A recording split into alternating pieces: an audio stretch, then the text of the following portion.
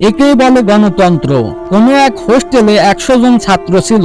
তাদের টিফিনে প্রতিদিন সিঙ্গারা দেয়া হতো, কিন্তু 100 জনের মধ্যে 80 জনই প্রতিদিন এই একই খাবার খেতে চাইতো না।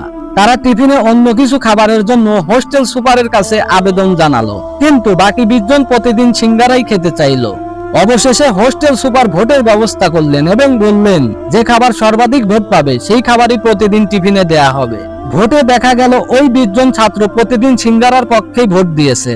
বাকি 80 জন ভোট দিয়েছে ঠিক এভাবে: ডাল পুরি 18 জন, পরোটা ও সবজি 16 জন, রুটি ও ছোলার ডাল 13 জন, মাখন পাউরুটি 11 জন, নুডলস 10 জন, ভেজিটেবল রোল 7 জন এবং এগ টোস্ট 5 জন। সেই সিঙ্গারা সর্বাধিক ভোট পাওয়ায় টিফিনে প্রতিদিন সিঙ্গারাই দেয়া চলতে লাগলো।